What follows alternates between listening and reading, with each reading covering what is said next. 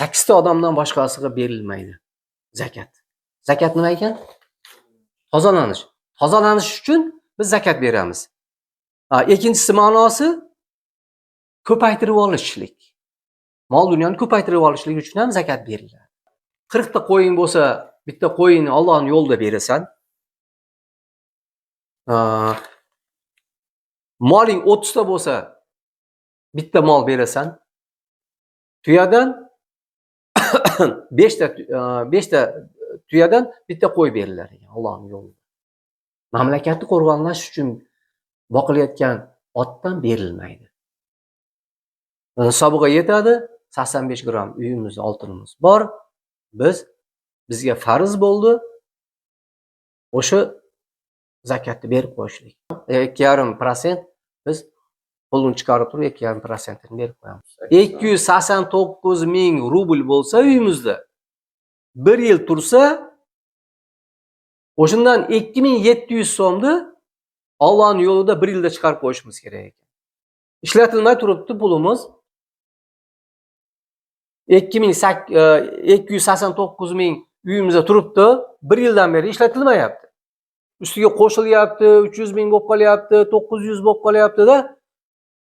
Lekin eng oxirida yana qaraganimizda 289 ming turgan bo'lsa, bizga nisob bo'ldi, ya'ni farz bo'ldi o'sha zakatni berib qo'yishlik.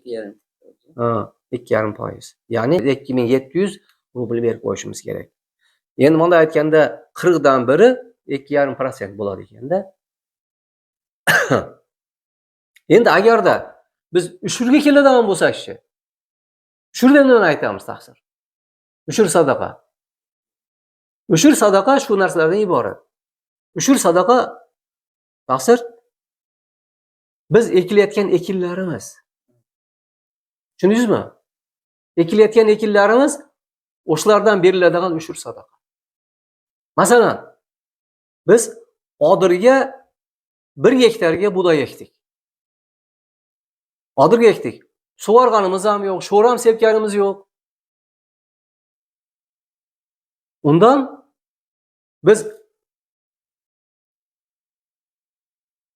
10 kilosidan 1 kilo berib qo'yamiz Allohning yo'lida.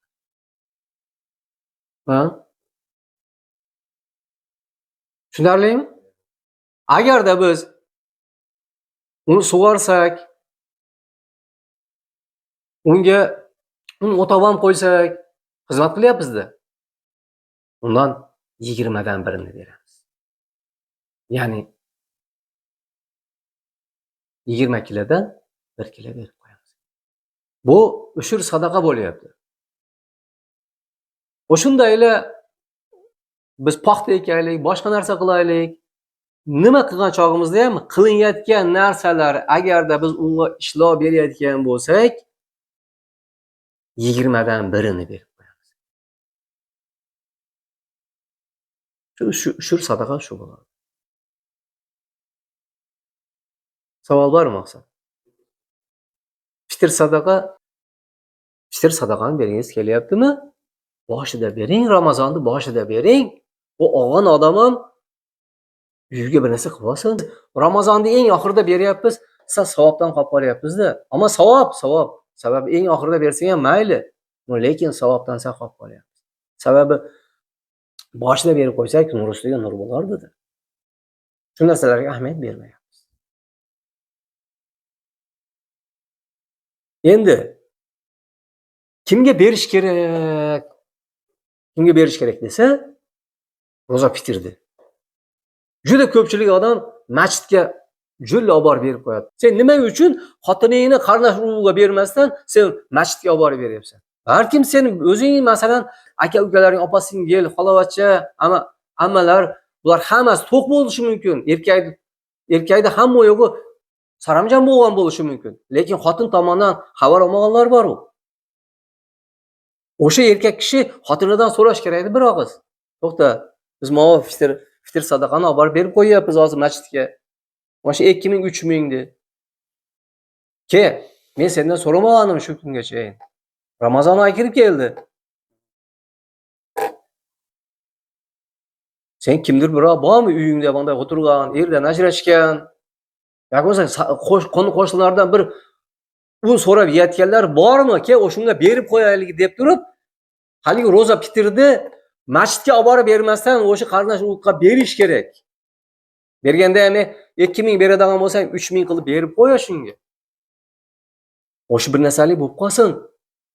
O'shunda berganda ham mana biz ro'za fitrimiz deydigan bo'lsang, unda bo'lmay qoladi. Ro'za fitr demaydi u narsani. Choy ichib qo'yinglar ro'zani oldidan deyiladi bo'ldi. Tavba surasi 60-oyatda Alloh shunday deydi. Bismillahirrohmanirrohim. Innama sadaqatu lil fuqaro'i val musaqina val a'malina alayha val muallafati qulubuhum va fir riqabi val gharimina va fis sabilillahi va bani sabili farizatan minallohi vallohu alimun. Faqir odamga berilar ekan. Birinchisi. Muhammad abi kimga berilar ekan? Faqir odamga beriladi. Alloh rozi bo'lsin. Ikkinchisi, miskin odamga beriladi. Birinchisi faqir, ikkinchisi miskin odamga. Uchinchisi zakat to'plagan odamga berilar ekan. O'zini bir kerakli ishlarini to'xtatib qo'yib turib, borib o'sha elning xizmatini qilaman deyotgandir. Suvi ichaman degandir. O'shalarni kichkina ko'tarib qo'yishligi uchun zakatdan beriladi. To'rtinchisi zakat bu pulni ozod qilishlik uchun beriladi. Beshinchi qarz bo'lgan odamga beriladi. Endi oltinchi Alloh yo'lida berilish kerak. Alloh yo'lida berasan. Yettinchisi muallafat qulubihim bu shunday narsaki mamlakat boshchilari ruxsat bermayapti. Biz Rossiyada yuribmizda. Muallafat qulubihim deb shuni aytadi. Rossiyada yuribmiz. Mamlakat boshchilari ruxsat bermayapti. Biz zakatdan olib turib shu namoz o'qib turaylik deymiz. Lekin dinga kiradiganlar bo'lsa, biroz aytib qo'yinglar. Dinga kirishsin. Mana islom dini bu toza din. Islom dini shu darajadagi dinki, buni aytadigan bo'lsak, deb o'zimizga kerakli narsalarni haligi insonga tushuntirib turib, muallafat qulubihim, ya'ni o'sha insonni o'zimizga tortgan holatda o'zimizga qaratib olishlik uchun beriladi zakat. Bir mamlakat islom diniga hali kirgan emas, mamlakat boshchisiga borib zakatdan bergan. Lekin ular islomga kirmasa ham olaveradi. Sababi boshqa odamlarni kiringlar deb aytib turibdi-da. Lekin sen to'g'risida hech qachon yomon gapirmaydi. 8-si musofir odamga beriladi. Musofir odamga beriladi 8-si. Bu musofir odam endi puli bor deylik, lekin yo'qotib qo'ydi. Shu mamlakatga keldi, Rossiyaga keldi masalan. Rossiyaga kelib ochqa qoldi. Ko'chada qoldi. Lekin o'zining mamlakatida boy o'sha odam. Endi mana mamlakatga kelib turib bu beriladigan zakatdan olsa bo'laveradi, ruxsat bor ekan bunga 8-sida. Lekin uyingga borgandan keyin berasan demaysizda. Sababi mashina olib ishlatsin, shu narsani bilib qo'ysin. Sababi olishlik ruxsat bor ekanligini bilib qo'ysin. Keyingilikda u odam o'sha o'zining mamlakatida boy bo'ladigan bo'lsa ham, agarda o'sha kimdir birov uyiga kelib, "Ey, men safarda yurib kichkina yetishtira olmay qoldim" desa, u zakat beradi. Kafesi bor, biznesi bor bolalar borda.